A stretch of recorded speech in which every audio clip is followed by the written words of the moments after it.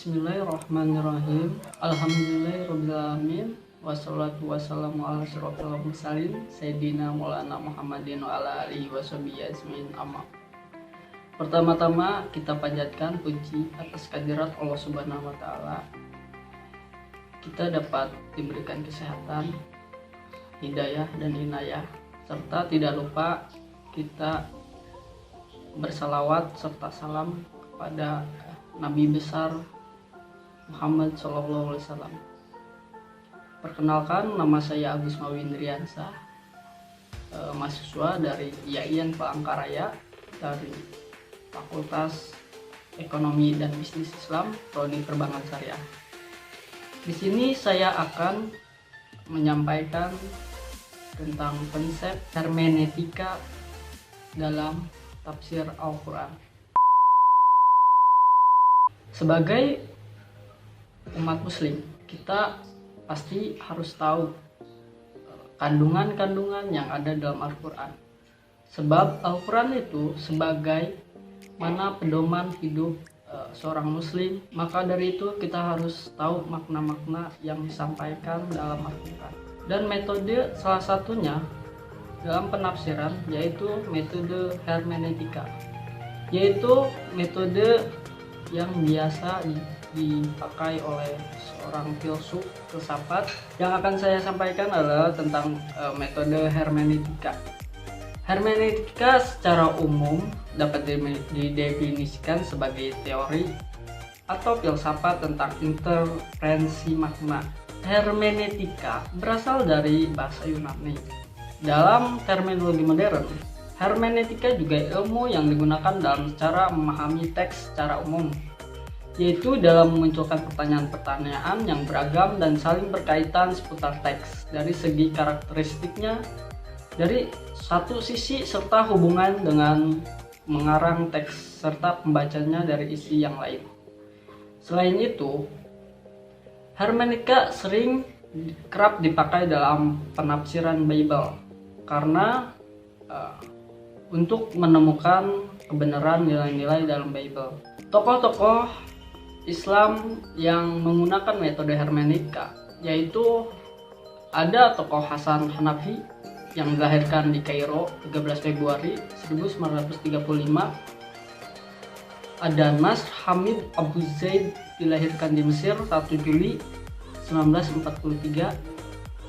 Ada Muhammad Akron lahir di Aljazair 1 Februari 1928. Dan terakhir yaitu Muhammad Sahrul lahir di Damaskus 11 April 1938. Perbedaan hermeneutika dan tafsir. Hermeneutika yaitu satu, keautentikan dan kebenaran teks suci diragukan. Perbedaan hermeneutika dan tafsir. Hermeneutika, keautentikan dan kebenaran teks suci diragukan. Membuktikan keautentikan teks suci. Mendamaikan pertentangan antara teks suci. Berangkat dari kerancuan teks suci. Pendekatan nalar, penyamakan semua teks, perbedaan ruang waktu, interval, penafsiran ilmu, politik sangat berpengaruh dan menjadikan hermeneutika bernilai relatif tepat untuk teks-teks buatan manusia dan siapa saja bisa berinterpretasi.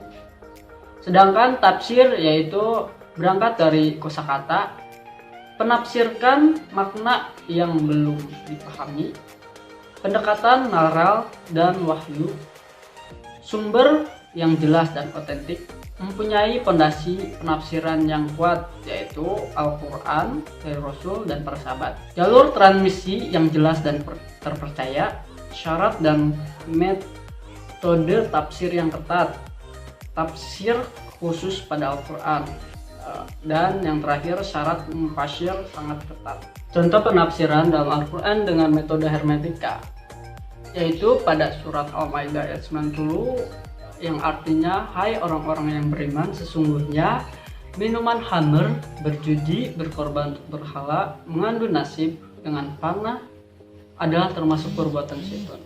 Maka jauhilah perbuatan-perbuatan itu agar kamu mendapat keberuntungan. Surat Al-Maidah ayat 90. Menurut Nas Abu Zaid ayat tersebut secara konteks pada masa itu diharamkan karena kondisi masyarakat Arab pada saat itu cuacanya sangat panas.